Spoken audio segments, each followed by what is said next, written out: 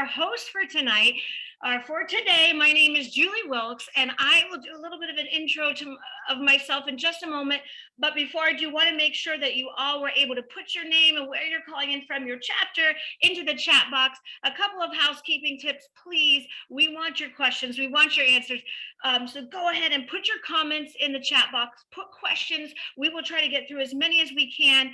And hang on to your hats, because introducing yourselves, I'm going to kick off by just telling you who you have speaking today.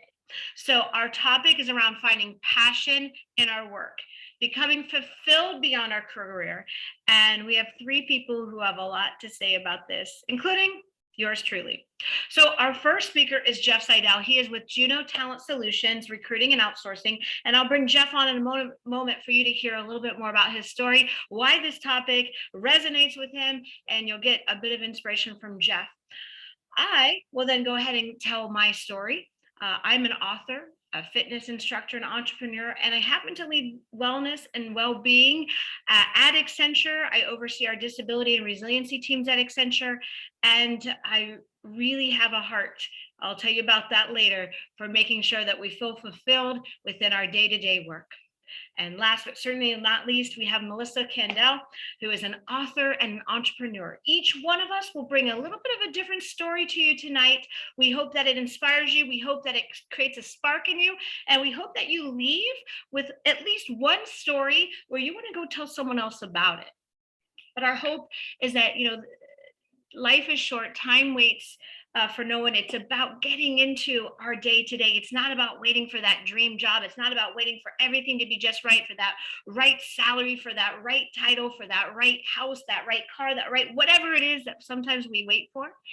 It's about finding the joy and the passion here and now. And so with that, I love to see everybody introducing themselves. And with that, I would love to introduce you to our first speaker, Jeff Seidel, who's going to tell you a little bit about his story and why this topic matters to him. So Jeff, take it away. Awesome. Thanks for that introduction, Julie. And thanks to, Cystic Fibrosis Foundation and Tomorrow's Leaders for having me. Sounded like a great opportunity to talk about, like Julie said, something I'm passionate about. I mean, I like to kind of be involved in things outside of, the day-to-day work life. As you mentioned, my name's Jeff. I work for Juno Talent Solutions as a talent consultant. We're a Philly-based woman-owned recruiting firm. We do search and staffing, retained search, recruiting process outsourcing, that sort of thing.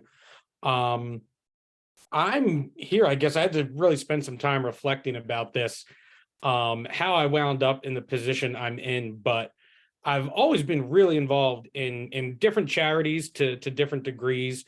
Very active volunteer at different events, organize some events myself as well. And it's something that I've always kind of had the fortune of just falling into, though, which might not be the case for everyone. Maybe you're looking for somewhere to start, what kind of organization to get involved with, what you could do at work to kind of enhance things there. If especially if the job or the place is only so, what can you do to kind of improve that? So I guess to begin, before I got into recruiting, when I was in college, I joined a fraternity, and one of the big couple of events that they were involved in was with an organization called For Pete's Sake Cancer Respite Foundation. So this is the first instance of me just kind of stumbling into something that really turned into a lifelong passion. So For Pete's Sake Cancer Respite Foundation is a nonprofit organization that sends adult cancer patients and their caregiver and family, if they have a family, like, kids, whatever it might be, their caregiver and family on like a week-long respite vacation. So kind of take a break and rejuvenate, from cancer diagnosis, treatment, the bills, all the stress that come with that. This was an organization, founded by LaSalle alumni. I went to LaSalle University in Philadelphia. And like I said, I just kind of fell into going to some of these events, a big walk at Citizens Bank Park, a big gala, a fashion show, a golf tournament. Me and the fraternity I was in, we would volunteer at these events, to be extra pairs of hands. And that's, where things kind of kicked off for me.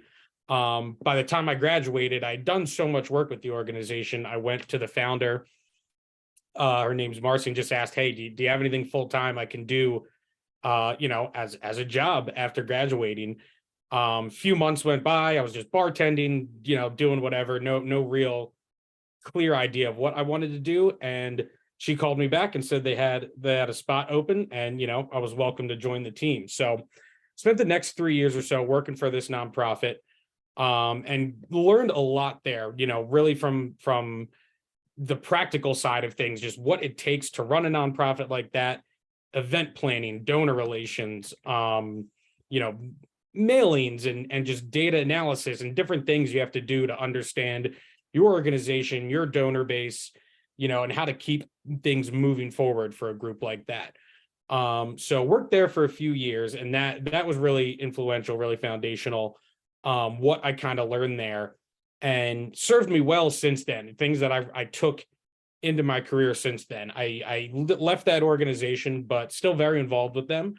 But needed to get into some bigger ponds myself.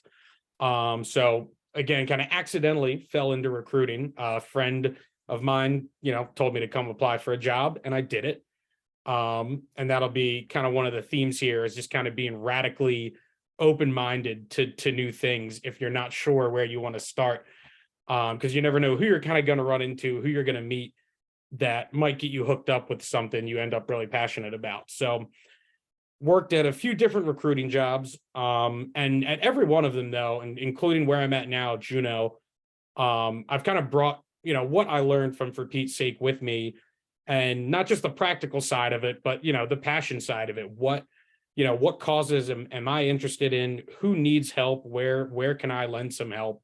And in what capacity? So I guess some other areas I kind of want to hit on would be just what I've done in jobs since then. I'm the co-chair of our community engagement committee at Juneau. So that's a committee we have to organize different volunteer and give back events, donations, things of that nature. So we're planning 1 to 2 events a quarter for the company, for people, to give people an opportunity to get involved in different events. And let me see, what else could I say there? I mean, there's a lot I could go into just from, I guess, a more practical standpoint, of things you kind of need to do for successful event, or to get people rallied around something. But I guess the main thing would be, like I said, kind of be radically open to things, because you don't know where, if you're not sure what you're passionate about, you might find yourself falling into something that turns out to be really good. Or if you know exactly what you want to do, it's kind of just taking that initiative and being the person to form a committee like that at your company if it's not existing, or get involved with that company. Or find, if you have a group of friends or group of colleagues, if it's not going to be sanctioned by the company for some reason, a group of friends and I plan a golf tournament to benefit the American Foundation for Suicide Prevention. That was something that kind of just came up out of the blue a couple of years ago. We lost a friend to suicide. I lost a brother a few months prior to that. So again, that's not something really you can control. You kind of just fall into a situation and say, what am I going to do to make the best of this, or make something better for someone else? I mean, I guess that would be, I guess, where I'd want to start. I don't know if that fills my time here, Julie or Emily, if someone wants to set me on the right track. But I mean, that's kind of an overview of where how I landed where I am. And mostly just that attitude of wanting to get involved in something. That's where I think it starts. I love that. I love that, Jeff. I love that quote. Be radically open to things, because when you were talking, the thing that came up for me is that sometimes we have best laid plans, but they don't end up going the way we thought. Maybe if you've ever had this idea, if I just work hard, the doors will open, but then the door that you thought was going to open didn't open. But perhaps there's a different door, but you have to be so not set in just this one path that you had imagined. But that, I love that, be radically open to things. And I also love when you talked about, and I wonder if you could just maybe share a little bit more about, you said you were, look for forming committees. And it sounds like, I'm so sorry to hear of your loss.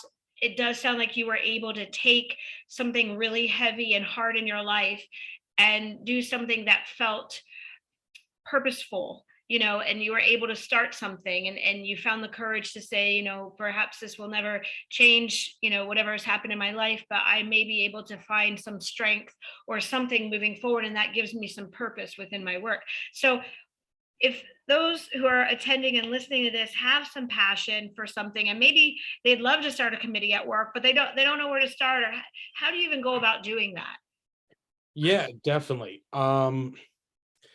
So I guess it all kind of depends on what kind of organization you're working in. I've worked at some very large organizations, some very small ones, good ones, bad ones, where it might be easier or harder to get something done. I would say, if you're at kind of a smaller organization, mid-sized organization that hasn't worked out some kind of corporate give back program at some massive corporate level, it would really be just as simple as like sitting down, kind of collecting your thoughts, think up a few ideas of initiatives. Like easiest thing would be is like a donation drive. There's an organization in Philly called Cradles to Crayons. They are doing work for low income families that need, diapers and clothes and crayons and stuff for kids. Find an organization like that in your area, and they will be very glad to receive a donation from, a group of 20 employees at some company. So depending on the size of your organization, if you sit down and make a plan for something like that, just bring it to your manager or, whoever's in charge. I would be shocked if they said no to something like that. A large organization, I've recruited for Ronstadt. There's a big global recruiting firm. You're one cog in a large machine. They've already got kind of corporate volunteer and give back programs worked out, but at your local satellite office, again, it's as simple as whoever's in charge of that local office. If you say, hey, I'm participating in, cystic fibrosis walk or whatever the event might be, if you just can get the confidence to be that champion and come with a clear plan in mind and go to whoever the decision maker would be, say, hey, I'm doing this, I want to push it out to the rest of the company. Is this something that we can get behind? There's not going to be a lot of no's to that question in my experience anyway. I love that. I love that. All right. So you said start, with something that you're passionate about, come up with some ideas, champion that, and come up with a clear plan. And I really love that. And I love the idea of come up with some ideas, because maybe if you just had one idea, the person, it's not going to resonate with them, the person you go to, and then it's going to be a no. But what if you could come up with, well, we could start here or here or here, and here's different things I would love to get involved with, and sometimes it's just going out and doing it and attracting, if I want to go do the cystic fibrosis walk in my city, I go do it and I ask my colleagues to do it with me, and we make our own shirts, and then next year we say, look at what we did, can we do it bigger? So really sometimes it's that grassroots, starting small but growing. So I love that. All No, right. it's that simple. It's they're being radically open-minded, because you don't know when you're going to meet someone. And the other maybe only hard and fast rule that I might have in my life is like, just ask. If you don't go up and introduce that idea or ask that question, no one else is ever going to know. You just got to find it, and you'd be like, I'm passionate about this, I want this to just go ask someone. People want to help other people when you make that personal request. So just ask somebody. I love that. Be radically open, create your plan, just ask. And you know what? Here's the thing is, I think we're so afraid of the no that holds us back. But even if we get a no, a no isn't no forever. A no is, it's not the right thing right now, but it also helps you to know how to recraft something, or say, it wasn't the right thing right here. How can I, if I really love it, I'm going to continue to work on it until I figure out how it does meet the needs of my business or my organization. So awesome. All right. So be radically open to ideas, just ask. So thank you, Jeff. We're going to come back with some questions here in a few minutes, but we're going to transition, I think, into my story, and then we're going to go over to Melissa. We'll come all back together as a group and answer some questions. So I see some questions are coming into our Q&A. Don't forget to put them in there. We will try to get to as many as we can. So thank you so much, Jeff. Really loved hearing from you. Thank you. All right. Okay, everyone. So yes, some love for Jeff. Thanks, everyone. So next up introducing myself here. I was so honored to be asked to be a part of this panel in this group because this topic runs through and through for me. I was born with a heart defect so severe the doctors actually pronounced me dead at birth. And when after 9 minutes of resuscitation efforts that prompted nothing, the doctors said to my mom, take her, hold her, love her, send her into heaven with love. And it was when my mom first held me that my heart started to beat and I started to cry. My mom handed me back to the doctors and my heart stopped. They handed me back to her and it started again. So they said, you just hold on to her. She's obviously living for you. So on day one, I connected a little bit with my purpose and what that felt like. And it was about relationships and it was about inspiring lives. And so fast forward, I grew up knowing I had limited time. The doctors were always very quick to tell me that, the 3 years, 8 years, 13 years, 24 years, these were life expectations that they set for me. Once I turned 24, I ran my first marathon for an organization to benefit them. And that always is a great thing to do when we want to feel a little passion, going and doing that cystic fibrosis walk, going and running something that benefits an organization that connects with your heart, always a good thing. And when I crossed the finish line that day, I knew that if this old heart can get me through 26.23 miles, then I wasn't going anywhere. And so I knew on that day at 24 years old that I was going to profoundly change my life, because I had taken a job and I loved the job. It was a job in IT with Anderson Consulting, now Accenture. But at the time, I loved the job. I loved the idea of the job. How would I say? I'll be real about this. I loved the idea of the job. It was a very fancy company. I was flying around, meeting clients, doing things at 24 years old, and it felt really cool. And I wish I loved it. But the truth is, what I really loved was the idea that I wanted to inspire other people to find their second chance at life, just like the way I had. And so I ended up, and I was afraid of these thoughts. And maybe some of you felt this way before. Like I was wanting to make a shift in my life, but I was comfortable. I was cozy. I was making a paycheck, and I had time to go out and do other things, and my life was pretty good. But I just had that tug at my heart.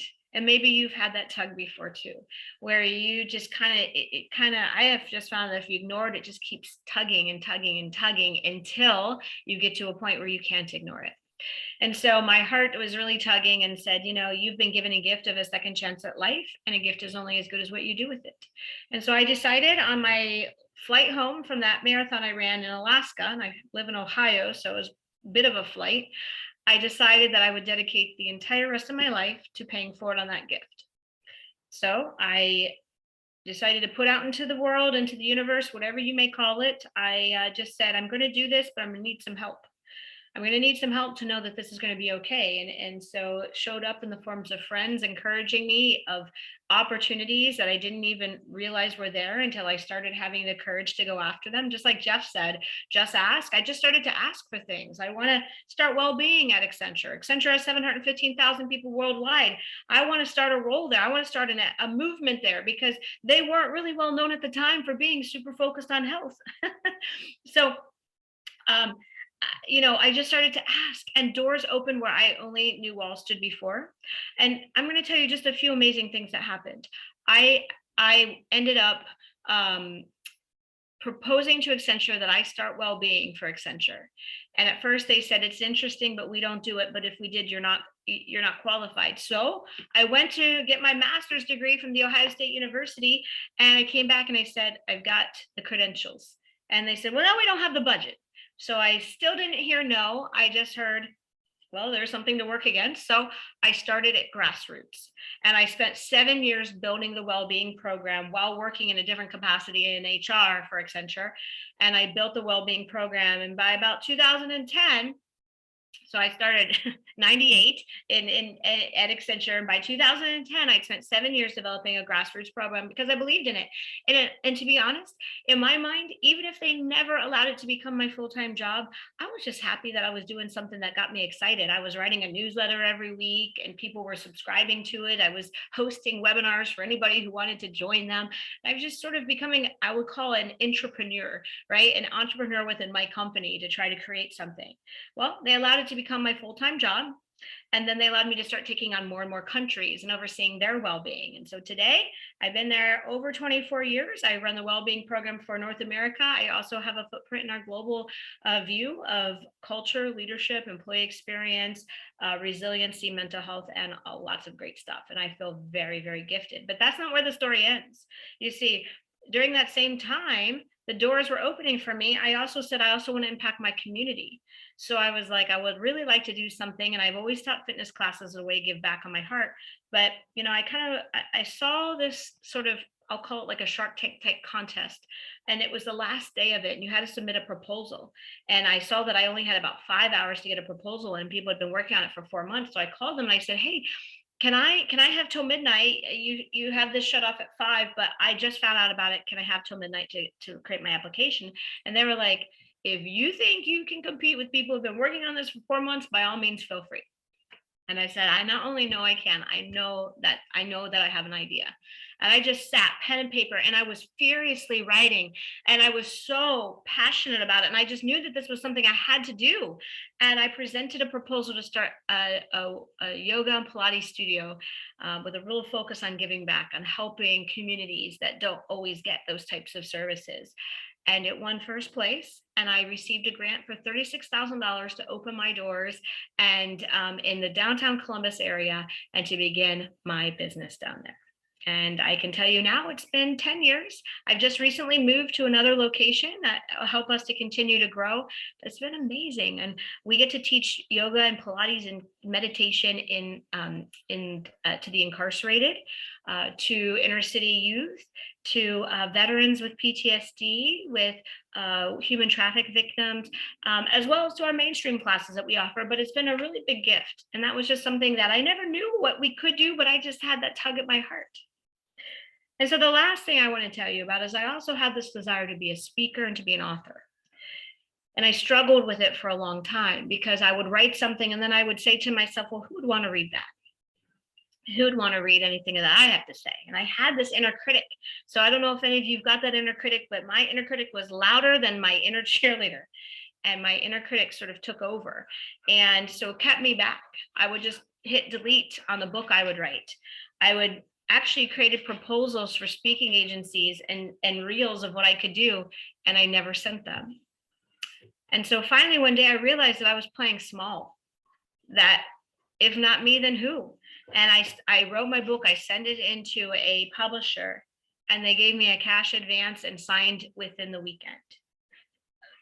Author unknown, I was an unknown author. I immediately got on a speaker circuit with the likes of people that were in famous TV shows and so forth, and got to open for them and do some really cool things all around the globe. And I just started realizing that I just kept myself back. But when I was living with passion, when I was living with purpose, when I was listening to that tug in my heart, when I was not making excuses, or I wasn't saying, why me? How could I do that? But I just said, because it's in my heart and I want to do it, all of a sudden those doors opened. And it was because I was living with that connection to my purpose and to my passion. And so I hope that I can spark a little bit in that in you. If you've been afraid of it, maybe you've been afraid of your spark because you're comfortable, or maybe you're just not sure where to begin with it. They begin anywhere. Just ask, like Jeff said, and just know that if you ignore it, it's just going to keep tugging at your heart until you can't ignore it anymore. So you might as well just pay attention to it now. So with that being said, I'll finish off by finishing the end of the story by saying I'm about to turn 47, and at 47, the doctors say that my heart is nearly perfect, that if they didn't know any better, they would have never known that I had any heart problems to begin with. And I believe that the healing of the heart comes from doing things that you love and being surrounded by people who lift you up. And so that's just a little bit about me. Thanks for the great comments in there. I was reading them all as I was talking, and I'll take some questions at the end. But my main message too is to not be afraid of those dreams, and to not be afraid to insert your passion along the way. You may have to start small. I remember thinking for 7 years, I was plugging away my first few webinars, like 2 people joined them. Now I have thousands of people join them. And I will tell you, my first 3 or 4 years of giving talks, I would get up at 4 a.m. and drive 2 hours to give a talk to a Rotary Club where it was people who had no interest in hearing what I had to say most of the time, and they would sleep halfway through it, and I wouldn't get paid for it. And then I would drive 2 hours back and start my day. But I did it because I needed the experience, and I knew that there was a passion in my heart to go do it. And so I won't say that everything was always glamorous or pretty, but I took every opportunity that I had to go live into that dream. And so with that, I am so excited to introduce our final speaker, our final panelist, Melissa Kendall. She is a writer, and she's going to share with you a little bit about what passion and purpose mean to her within bringing it into your work. And I cannot wait to hear your story, Melissa. So I turn it over to you. Thank you, Julie. Wow. I don't know how I can follow that. That was amazing. I was like tearing up. But yeah, I love this topic. This is something that I'm, to use a cliche word, passionate about.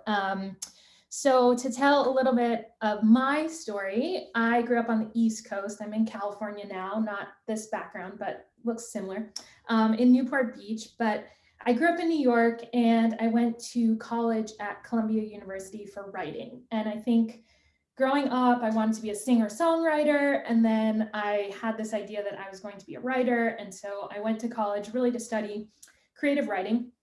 And of course, my parents are like, what are you going to do with that? And so after college, I decided that I would go to grad school to become a journalist, because it felt like that was a good way to sort of get close to creative writing without necessarily like sitting down and writing novels, but getting closer to my passion and what I wanted to do. So I went to Northwestern and I studied journalism, and I graduated and hadn't even applied for jobs yet. I was just living in Chicago, having fun. If anyone knows Chicago, it's a great city. So I was just enjoying myself right after grad school. And I got this Facebook message from one of my professors, who was the managing editor at Realtor Magazine, which is the largest association magazine in the entire country. And so she sent me a Facebook message and she said, hey, Melissa, do you want to come work for us? We have a 6-week project and I think you'd be great for it. And so she was my editing professor, I guess. And I was like, yeah, I don't have a job. So I went to go work at this magazine on this 6-week project, and I had like my name in a little cubicle, and I thought it was so cool. And I'm working on this project, and 6 weeks pass, and it's the 7th week, and no one kicks me out. So I'm like, all right, I guess I'm still working here. The project wasn't completely done. 8 weeks pass. I'm kind of like keeping myself busy because they're paying me still. And so I'm working at this magazine, and one of the editors winds up going on pregnancy leave. And so my managing editor, who was my professor, sat me down and she's like, hey, I know you're kind of still working on this project, but do you want to take over her beats, take over Erica's beats while she's out? And I'm like, yeah, I want to be a reporter. So suddenly I find myself going from having this 6-week project to being an actual reporter. And I got to report on some like amazing breaking news stories, which you wouldn't expect, I think, for a real estate magazine. And so I was covering breaking news and marketing, and I got this press release that Berkshire Hathaway was opening a real estate brand. And I knew Berkshire Hathaway from Warren Buffett. I'm like, this is going to be huge. I have to write this story. So I interviewed the CEO, I interviewed the president of the brand. And then I get this phone call from this number that I don't recognize. And it's one of the people who I interviewed. And they offered me a job working for the brand. And I was like, what? This is crazy. And they're like, yeah, come fly out to Southern California. You can be our senior writer. And I mean, I kind of had a job at the magazine, but not really. And it was going to end. So I wound up flying out to Southern California, taking that job. I had literally never even been to Southern California. For anyone who knows Southern California, I flew into LAX because I didn't know that Santa Ana had an airport. And you don't want to fly into LAX if you can fly into Santa Ana. So I flew into LAX. I stayed in Laguna Beach because that was the town that I knew from the show. Like I literally knew no one. And I was starting this new job that I thought was going to be the next kind of phase in my writing career, in my professional writing career. So I took that job, and it was honestly a great job. It was awesome. I was doing so much writing. We worked with very, very closely with this nonprofit called the Sunshine Kids, which provides positive group activities for children who are going through chemotherapy. And I had the chance to do a lot of the marketing and writing for them. And we organized these incredible concerts, like Gwen Stefani would perform. We'd raise hundreds of thousands of dollars. So it was really cool in that sense. I was getting to write about real estate. I was, doing the corporate communications thing, which I had never imagined in my life. If you asked me when I was in journalism school, if that's what I would be doing. And I wound up really having a great relationship with the CEO, who kind of took me under his wing and really mentored me and kept moving me up this ladder. And so I became global director of PR, communications, and digital media for Berkshire Hathaway Home Services, like worldwide, sitting in this executive office and like the youngest executive at the company. And I was like, why am I so unhappy? Like, what is going on? And it was a great job. It was awesome, but I wasn't fulfilling my passion. I wasn't writing. And so my dad said to me, he's like, why don't you just like start a blog? I'm like, okay. So I started this blog and I called it Little Word Studio. I have no idea why. I just thought like, I'll put some words in like an online studio, I guess. I don't know. So I call it Little Word Studio. And I started reaching out to people on Instagram, like artists on Instagram who were posting their photographs or like different pieces of art and asking if I could write short stories about their artwork. And I have no idea where I even got that idea from either, but it was really fun. I wasn't making any money from it, but it was kind of fulfilling that passion that I had for writing. And so I felt like a little bit better about my job. But there was still, like Julie was talking about, there was still something that just wasn't right. And I couldn't figure it out because I'm like, this job is so good. Why am I, I'm getting to do what I want to do. Like, why am I still not happy? And I was driving up the coast to my cousin's wedding and like going through Big Sur. And I'm like, this is so beautiful. I'm like, I don't know. The world is really big. Like the world is kind of getting away from me in this job. I think what I need to do is quit. And so I told my dad, and there's kind of another story that twists into this one. When I was in grad school, my mom, who had cystic fibrosis, she passed away a couple weeks before I graduated.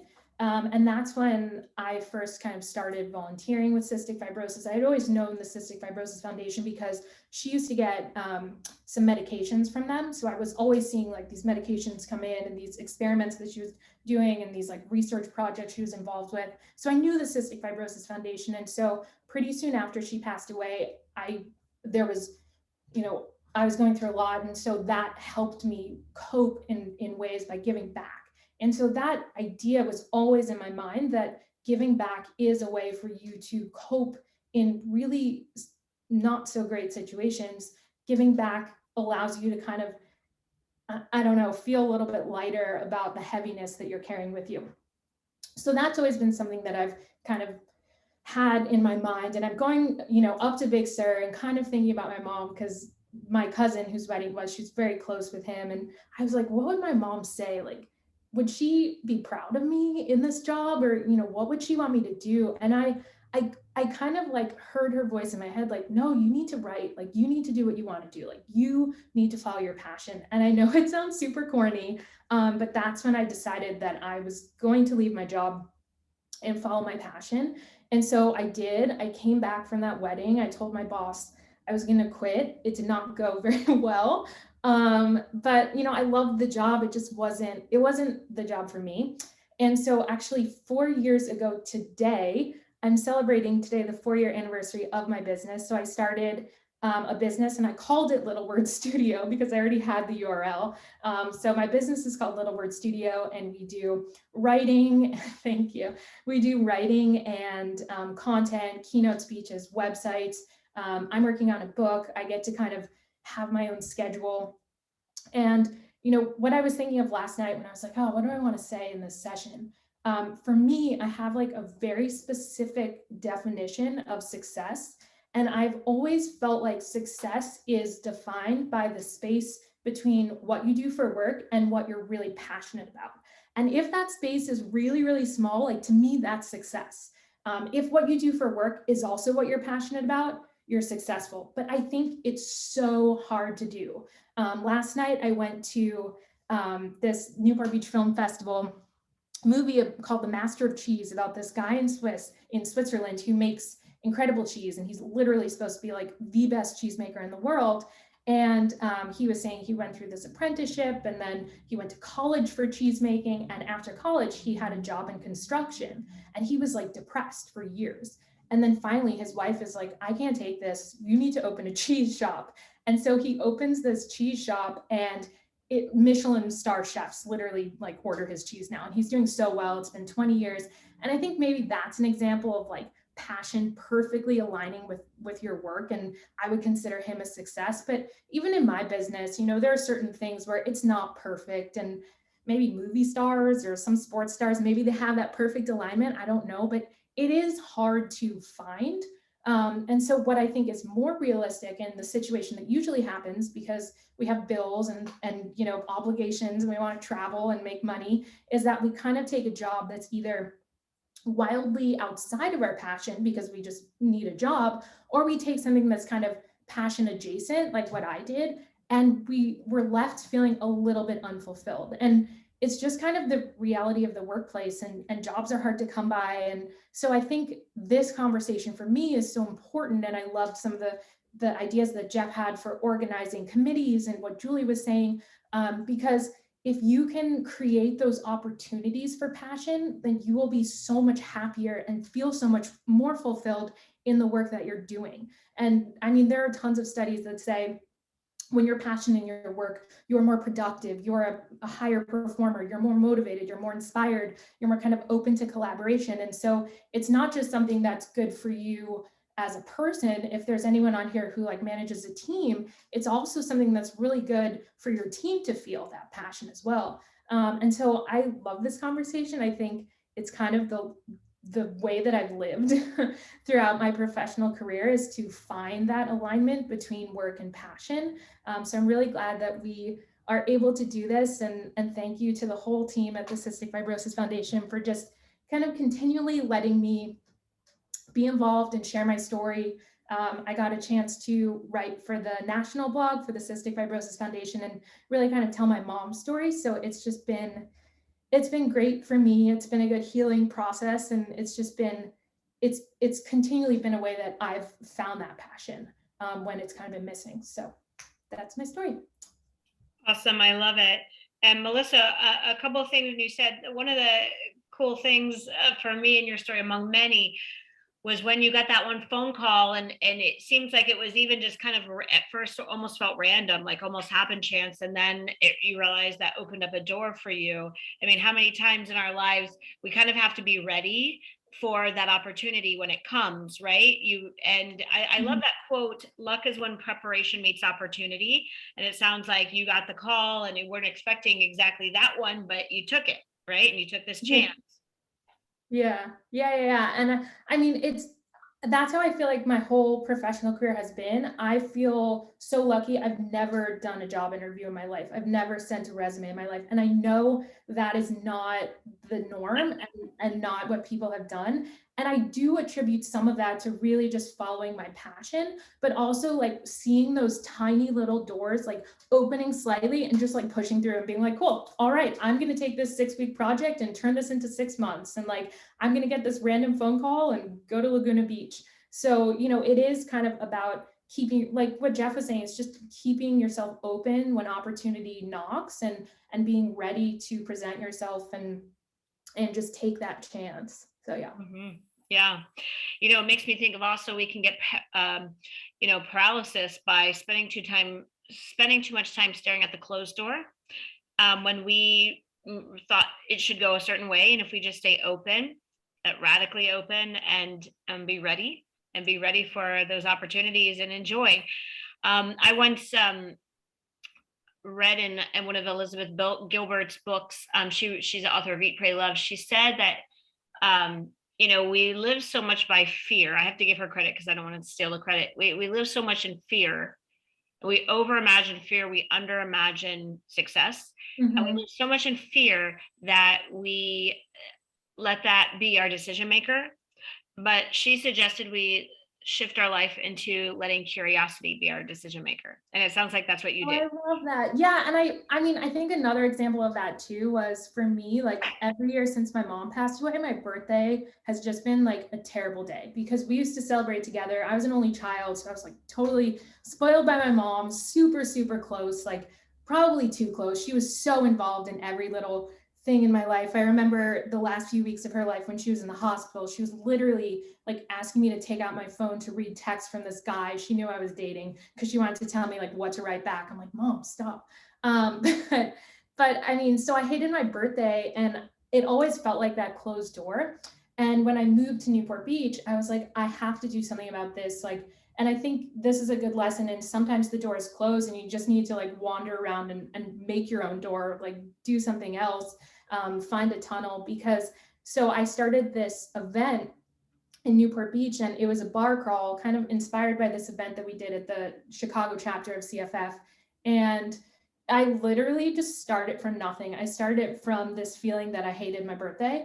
And I didn't really even tell people it was my birthday. It was just a charity bar crawl that we did. And we wound up having, I think, 200 or 250 people. We did it for 4 years. We had a band. We gave out like $5,000. And it was like this huge, like super fun event that people looked forward to every year. And it just made me feel so much happier that I could take this opportunity, this door that like I saw shut every year on February 21st when I just didn't want to get out of bed, and turn it into something so cool. Like the last year we did this like 80s themed ski thing, and it was like après ski 80s. And I went in my Uber to go to the first bar with a couple friends, and the Uber's like, "Oh, are you guys here for the cystic fibrosis bar crawl?" And I'm like, "What?" So it turned into this whole like thing that everyone sort of knew about, and it was fun. And that's another lesson for me, for anyone out there. Like if the door is shut, like that's not the end of it. Even if you can't open the door, there are ways to get around it and find, another way to move forward too. I love that. Yeah. I think, and then you just have to decide how much you want it, right? If you want that, or you're willing to be open and see what has been, woven with your energy if it didn't open exactly the way you thought it would. But that's amazing, Melissa. Thank you. And, we're so sorry to hear of your mom, but happy that you found a way to honor her in your heart and find, again, connected back to purpose. Because, life is not easy. I often find that, whenever my clients come to me, they talk about how unfair it is. They work so hard, they didn't get the job. They worked, harder than somebody else who got the promotion they didn't. Somebody else makes more money, has a better title, got the, the yes when they got the no. And, sometimes we can't ever make sense of it except for to say that life is not always about getting the yes. Life is about that journey and finding that the love of the journey along the way. And it sounds like you've found that journey over and over again. I can't believe you've never had a job interview. That's amazing. I know, it's so weird. I don't know. But no, that's amazing. That's really a cool story. Yes. Now everybody is now saying that they all may need to go to West Coast for this bar. We don't do the bar crawl anymore. People have been asking me to bring it back. We obviously didn't do it in COVID and it hasn't happened since, but if it does happen, I will let everybody know. It was so fun. All right, very good. Well, thank you. So now we've got some questions that have come in, and so these are going to be for all three panelists. And one thing we are hearing some people ask about, to share your blog, or if there's another way you want people to kind of follow you and what you're doing. So please, panelists, feel free to type into the chat box anything that, the blog name or book name or something that you'd love for them to check out. All right, so this first question looks like it's going to Jeff, although I think anyone can answer it, but I feel like it came in while he was talking. And so I'm going to just route it towards you, Jeff. What sort of value have you found in the philanthropy events that you've organized? This person said that they're trying to help their team see value in doing a charity or philanthropy event for the company. They obviously understand the community value, but they're trying to get the company to buy into it. So what's your advice on that? Yeah, it's a good question. It's a tough one. I would say just from the most practical standpoint, because that's where my mind kind of goes. I mean, do your research and, kind of come prepared with this proposition of, this is the organization, this is who they help, why it helps them, why it's an important issue. Be able to speak to that in a way that your passion for it, kind of comes through. So that is the most important part, that they understand it's important to you. If you've got some other people on board at that point, that it's important to you, it'd be good for the morale of anyone on the team. And it feels good to give back in something like this. So I mean, that piece alone is something, make sure it's something you really care about, the ins and outs of it and why it's important. That kind of goes into the just ask idea, like that will go a long way if you're speaking passionately about something.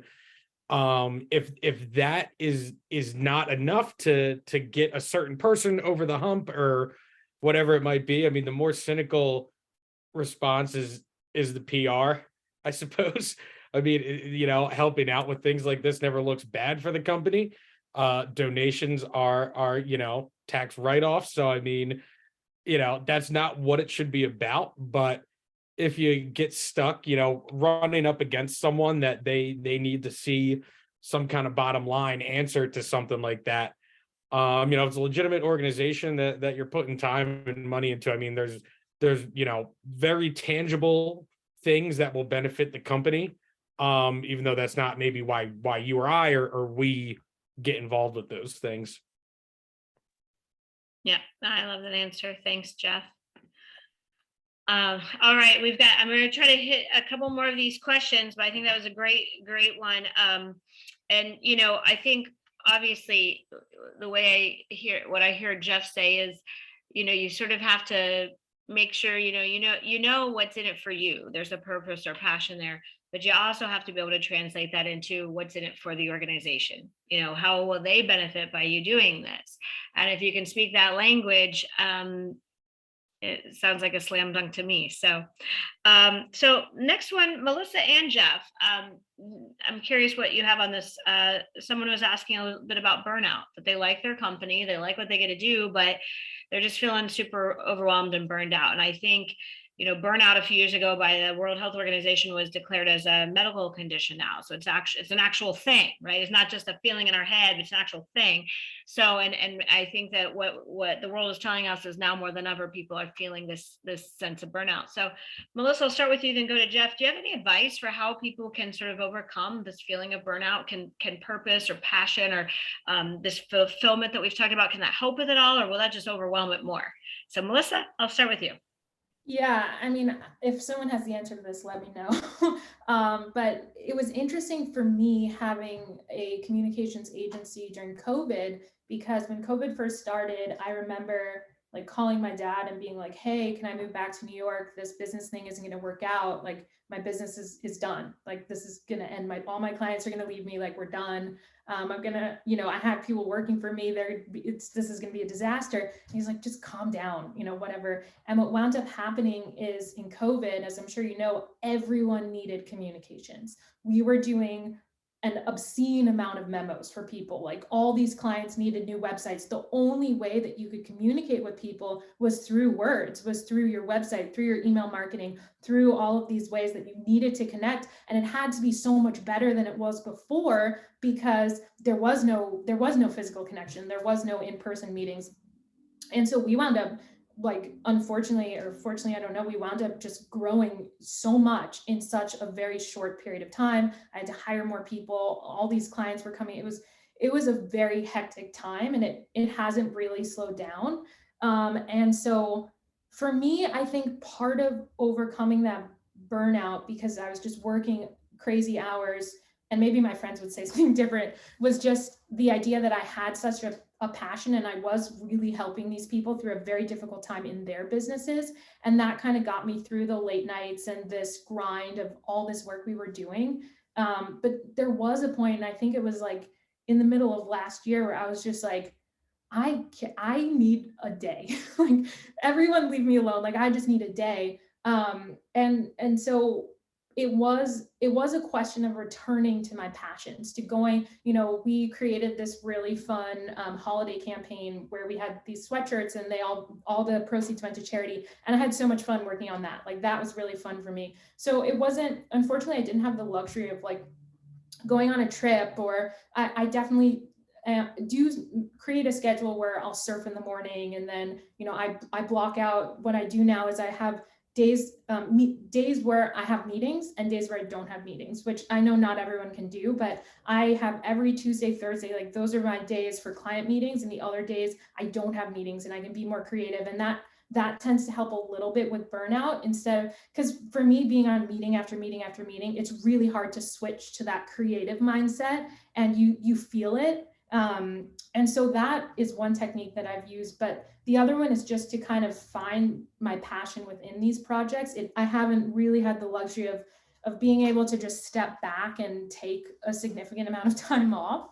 But if you can really become passionate about what you're doing, like I'm sure people in this meeting know, like, there have been times where you work until 2 a.m, you don't even know what time it is, but you're like, oh, that was awesome. And so it is maybe about finding some passion within your work if you aren't able to take a step back. The other way to do it is to just completely like find balance and find those things that do give you balance if you're able to do it, and start volunteering or getting involved with great organizations and having these communities around you that can support you. But I know that that's not feasible for everyone. I try and do that as much as I can, but it is kind of about just restructuring my schedule in a way that works a bit better for me. Awesome. Thank you, Melissa. Jeff, anything to add to that? I don't know. I'm the wrong person to ask, because I've been dealing with a bit of burnout the last couple months myself. So it's a good question. I mean, classes for a graduate program I'm in. I was planning this golf tournament. That just went off like 2 weeks ago, and there's a lot that goes into an event of that size. And happy to give anyone pointers on that, depending on where they're at and what type of events they think they want to plan. No, I mean, I'd agree with Melissa. You just kind of got to find the spaces and the time that give you a reprieve from some of that. And I guess as much as you can, and avoid endeavors that you're not going to enjoy doing them, even if they do kind of overload your plate a little bit. If it's something that you like and you're passionate about, the burnout associated with that is, I'd say, different in kind from the burnout you get from something you don't like. Yeah. Oh, I love that. Yep. And I love that. I've learned throughout my life, and I continue to learn this. You can say no to great opportunities, because you have to say yes to even greater opportunities. And so even if something is like, oh, it's not really what I wanted, but it's so great, how can I say no? You can say no, because that was meant for somebody else, and they're going to make that. And so you don't have to take everything and be everything to everyone, right? And you can decide and set your own rules for what's going to make you happy, and try to follow those. So good. Awesome. All right. Well, my panelists, we have one last question. We're going to go rapid fire so we can honor people's time and end on time. But we've got one last question that came in. I think it's going to be a fun one. And I think, by the way, Jeff, let me quickly get this guy. I think you answered it. They want to know which master's program you did. Oh, wait, maybe that was for me. That might have was you, I think. Okay, that was for me. I did exercise physiology at Ohio State. Now I'm in org psych for my PhD. And let's see. Oh, Jeff, this is the one. Sorry. Which fraternity were you in? Oh, yeah, I answered that. Yeah, Sigma Phi Lambda, a little local fraternity at LaSalle. If you Google it, you'll get a different organization. That super fun. Okay, so here's our last question. Rapid fire. Whatever comes to your mind first. We'll go Melissa, Jeff, and then myself. Any good books or podcasts that you would recommend? This person is looking to add a few to their list. Books or podcasts. So I love Haruki Murakami. He's one of my favorite authors. If you could get anything that he's written, I highly recommend it. And I also think, back to the burnout question, he has this very calming way of writing. So if you do want to use reading as a way to calm your mind, I think he's probably my favorite author, and you really can't go wrong with anything he writes. I would read a grocery list if he wrote it. So I think, that would be my recommendation. Awesome. How about you, Jeff? Cool. Not relevant to the topic necessarily. Just gonna go with the first things that come to mind. I'm a voracious reader. It's Halloween. It's October, spooky season. I'm on my like third Stephen King novel. Outside of that, more serious subjects, reading Jung, Psychology of the Unconscious, and von Mises' Theory of Money and Credit to brush up on economics a little bit. Podcasts, Honestly with Barry Weiss, and Breaking Points with Crystal and Sagar. Wow. Wow, you had quite a few. And I like the diversity of them, lots of different things. Very good. Awesome. I'll throw my 2 cents in here as well. So book-wise, Gabby Bernstein, I love everything she does. She's like my inspiration. They always say find somebody who does what you want to do and then learn from them, and she's one of them. Tony Robbins, any of his stuff I pretty much am glued to all the time. Lewis Howes, his Summit of Greatness, his School of Greatness, really inspiring stuff. I also bring my faith into some of my leadership stuff, so I listen to Joel Osteen and his podcast too. That helps me. So I find someone that connects in with something that you believe in, and that can give you some that fuel too. Outside of this, I love Dateline and the new CIA. I don't know what it's called, but there's a new CIA released podcast that's coming out now. So the other side, the not as inspiring, but just kind of totally fascinating to listen to some of those fun things, Dateline and the CIA. So yeah, there we go. Well, and you all can share in the chat if there is a podcast you love or a book you love, but I think we're going to send it from here with just a quick little summary. It's about finding that purpose and the passion. It doesn't mean you have to save the world. It just means that you can save your little piece of it today by doing something that brings joy to your heart and your soul, make life a little bit more fun. If you don't like the Excel spreadsheet, you're relying on right now to be able to do your job, but maybe you could find some peace in the fact that that Excel spreadsheet is going to make somebody else's life better. Always connect back into making a difference to the lives of others. Find those little ways to plant those seeds that'll grow over time, and know that we are here. The panelists would love to hang out with you. Find us out on social media or out on LinkedIn or wherever you may find us, and just know we are grateful for the Cystic Fibrosis Foundation for being such an amazing organization.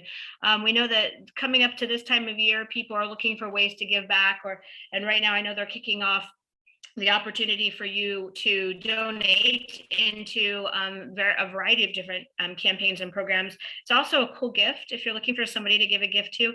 Donating to an organization like Cystic Fibrosis over the holidays in the name of someone is a beautiful gift, especially for somebody who maybe you feel like you don't know what you'll get them.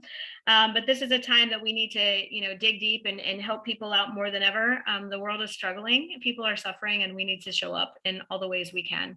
So there's a quote I'll finish with today, and do all the good you can in all the ways you can for as long as you ever can. John Wesley, do all the good you can in all the ways you can for as long as you ever can. So with that, we thank the Cystic Fibrosis Organization, Melissa, Jeff, myself, Julie, grateful to hang out with you all. We wish you the best, and just don't forget to put a little bit of purpose and passion into each day. Thank you so much, everyone.